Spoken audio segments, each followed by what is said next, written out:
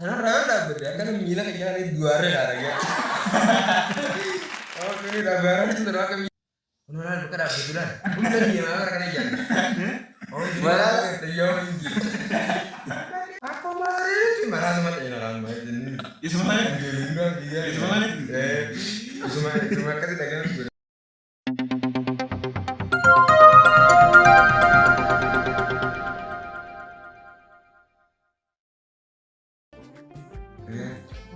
Oh ya itu lagi betul ya.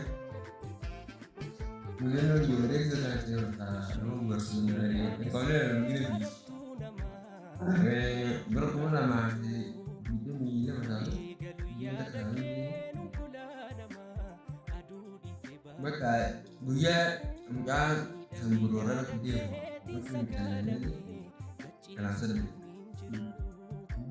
terlalunya di tahun ini kan ya kita nih belas tahun jadi karena gaji sepupu kan gaji sepupu sebenarnya kali kita juga kurang kan tuh kan gajinya gue tadi juga sebenarnya gue makin lihat kita kan juga hari berapa ini udah dua minggu banyak nah kalau ini benar marata kecil marata beli orang udah marata Mario hobi dah akan video ini marata burai lah gua kan yang mana akan video ini mereka kecil lah so itu nanti banyak rumah dia kan kalau ini nol kan penuh berat berbagi kakak anda dia lagi kan hai ini mah dia bilang kamu ngelakuin ini dia berarti nanti dia bener ini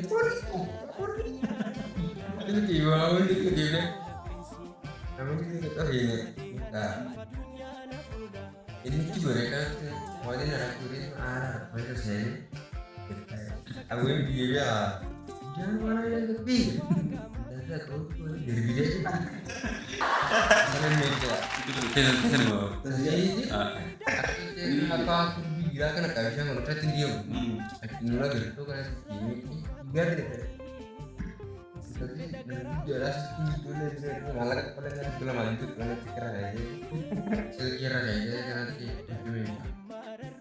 kau gimana tuh mati dia kira-kira satu cerita la ilaha illallah aku juga dia berarti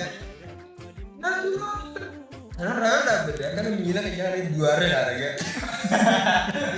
Oh ini lebaran itu terus kami mah tiga dah. Hotel juga ada bang. Ya, gue kita lebih gede begini kita yang akhir ya lagi. Ayo cuma kita yang gede tapi. Kita gede deh ya itu dia ya. Karena gede ada. Ayo video orang gede. Beneran bukan apa bulan. Bukan dia mah karena aja. Oh, malah terjauh ini. Karena kita dapat Malah ada ya. Share gitu gimana balan. Banyak ya mah, kita jalan tuh dia. Karena kita udah kan. Kita kiai jalan awal kan. Entar tuh biar gitu. Entar aja. Kalau dia yang disebutkan Bulan kan mulai apa orang kan marata mati kembali Jule yang penting kan?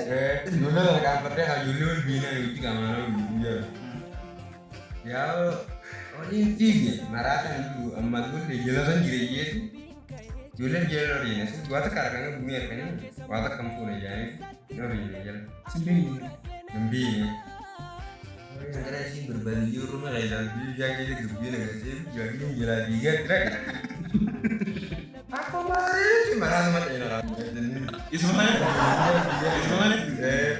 Ismail kan tidak kan itu